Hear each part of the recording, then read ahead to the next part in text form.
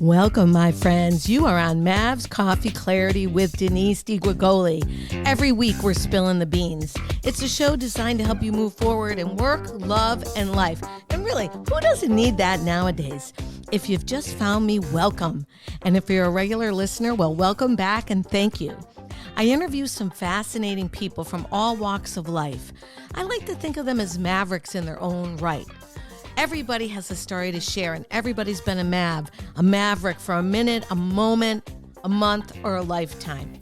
We take these stories, silver linings, fiascos, and life challenges, and we laugh a little. We share business intel and life hacks, hopefully the real beans to help you move forward. It's like listening in to Coffee with a Friend. We keep it short, my friends. It's unedited and authentic because we got stuff to do. 27, 36 minutes max. And sometimes it's just me talking. Thanks for listening, subscribing, and sharing. And to find out more about me and my creative services, visit deniseakagoli.com. But do it after the show. We got a few things to cover this morning. I like to start with a Maverick Minute. And that's something I was talking about this week when I spoke at the Accelerate conference in Old Saybrook, Connecticut at the Saybrook Point Resort and Marina. It was a conference, a 2-day event for leaders, women in travel, the travel industry. And boy, it did not disappoint. It was a wonderful 2 days on the water. Of course, our friends coming down from New England had to come down in that treacherous ice storm from Maine, Vermont, Rhode Island, and so on. But you know what? The sun came, and it was spectacular. We covered a lot of dynamic content about, growing business, how to be a leader, how to grow your teams, how to have a growth mindset, and all the trials and tribulations I feel that we experience, especially as women in higher level positions, right? We're managing a team, and oftentimes we're pulled between our responsibilities at home, whether we're raising a family or caring for elderly or actually just living alone and taking care of life's events in general, and the juggle between that and, of course, what you're doing at work. And I was on a pre-call with some of the team members that were registered to participate. And there was a lot of talk about boundaries and self-care and, trying to be two places at once and making it really effective for those on your team and role modeling the best behavior that you wanted. So I used that to kind of prep up my motivational conversation or presentation that Friday morning. And we're all responsible for shifting our own energy, right? And we all know when we're crabby, or at least someone lets us know we're crabby if we don't know it ourselves. And we also know when we feel really good. And we talked a lot that morning about shifting energy and what it would look like to shift your energy pretty quickly to kind of go to the next level vista and keep that growth mindset humming.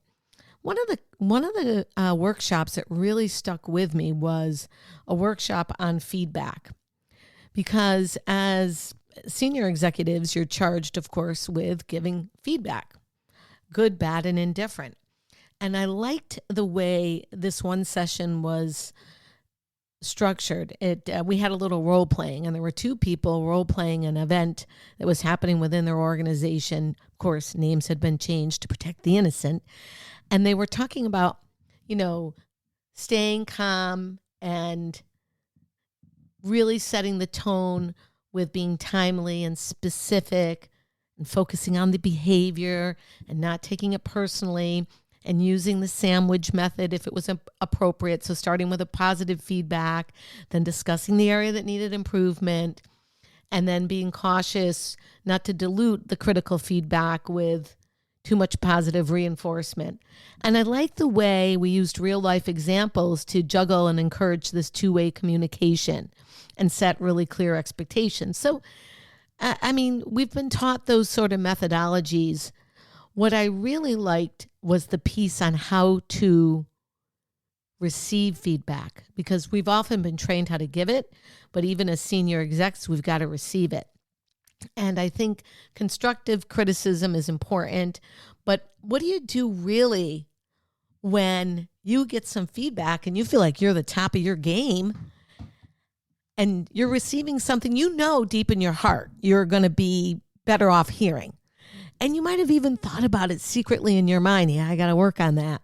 But then somebody, either a peer contemporary or maybe a client or maybe a senior C-suite executive gave you this feedback. And what I liked was the piece about staying calm and open-minded. Because we all think we're open-minded, right? We think as leaders, I've got a growth mindset, I've got a high EQ, emotional intelligence, But the reality is, if you're a really great leader, you have to keep learning. And you have to be open to some kind of feedback. And what I think is really important when I work with myself and I try to teach my clients is this: ask clarifying questions. So when feedback's coming at you, instead of, getting ratcheted up and getting ready to respond, you're going to answer the question or you're going to respond before their feedback comes out of their mouth. Really go two ears, one mouth for a reason, and actively listen. I had to be reminded of that. I might preach that, but I might not do it.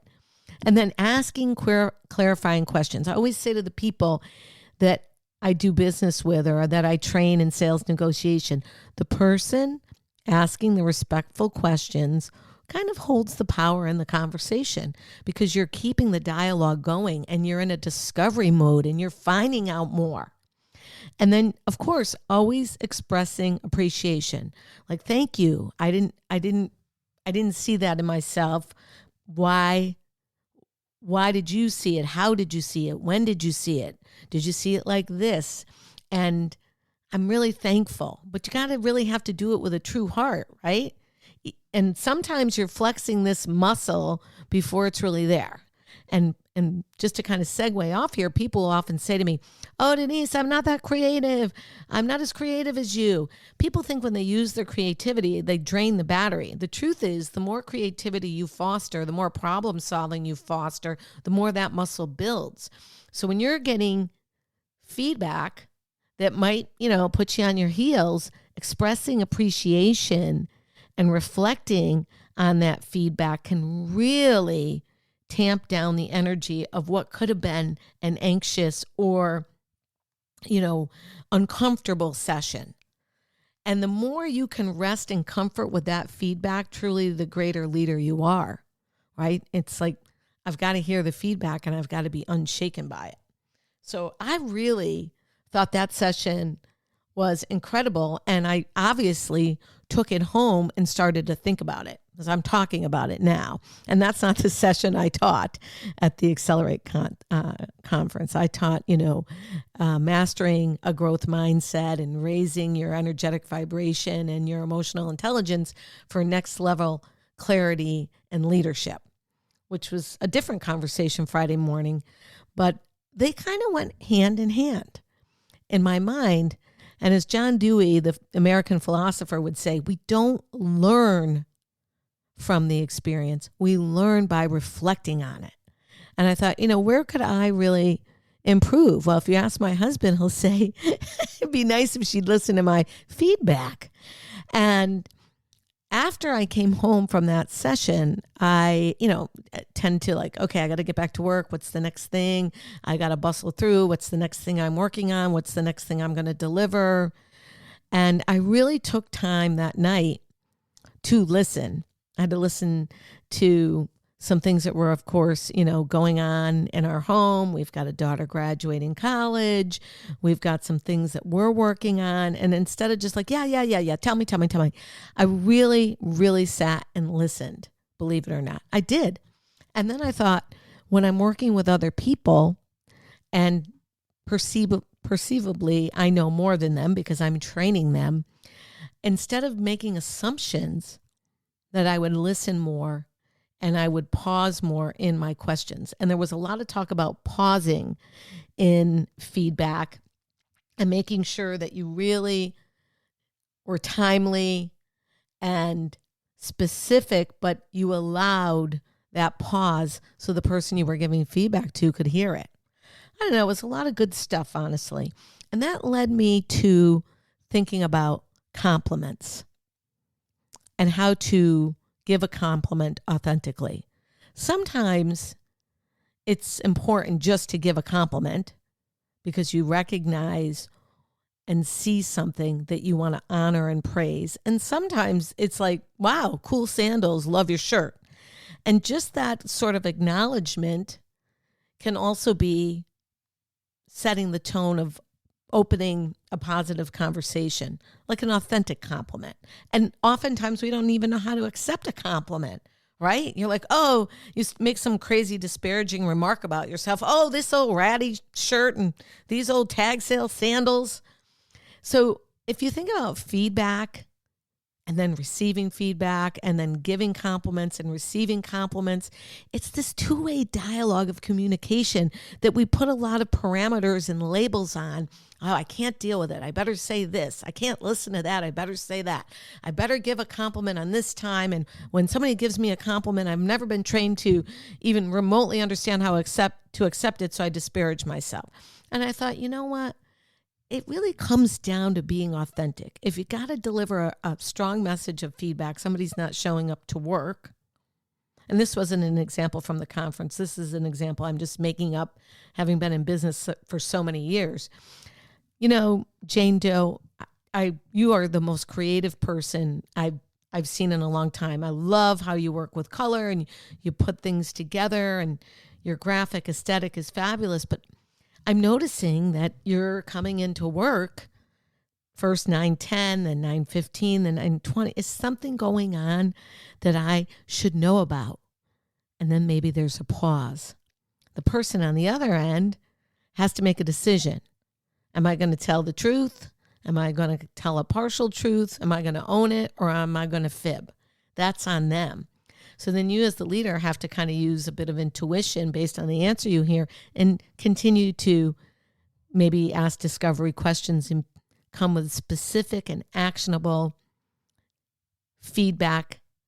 And then you, if you're the receiver of this feedback, could say, well, can you tell me more when you noticed this or that or the other thing? Well, I noticed, for the past month you've been coming in late. Okay, for the past month, this thing has been happening, or that thing's been. So then it uncovers a lot of things, and then you can make a decision about whatever the next step is you want to take. Conversely, if you're meeting someone new and you're onboarding someone, geez, I love the way you make every moment seem, like you're very happy and productive, and you're so engaged in your work. I love that. Or, I'm impressed by, or I admire whatever it is this person is doing, or you handled XYZ so well. Work compliments. Now, if you're having a social engagement, geez, I think that shirt is spectacular. I love your sneakers. These are all little things that kind of are door openers if they're authentic. You can tell when someone isn't authentic, right? It's like, please save it. It's too textbook for me. And I really think it's important, and not only if you're a leader, because everybody's leading something in my world, right? You're leading a business, a charitable cause, a team, a family, a set of ideas, a project. So feedback, constructive criticism, acceptance of feedback, compliments, and how to receive a compliment are all key things that we should be mindful for. And the one thing I did say in my talk was, here's just a simple switch of words. How about if we take all the buts? I love it, but, and we changed it to yet. I love it, yet, right? That's a door opener. So that's a different way of a shifting energy and making it a little more positive. So the Accelerate conference did not disappoint. It was 2 days of full-on educational series, networking, collaboration, informal conversations.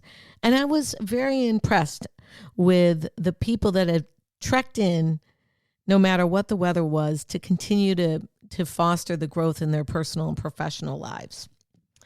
So that's a little bit of what Mav's been up to. I'm speaking at Haven in Darien this week on executive presence. An interesting twist on what I just said.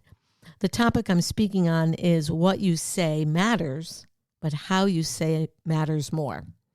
And did you know that 75% of any presentation is body language.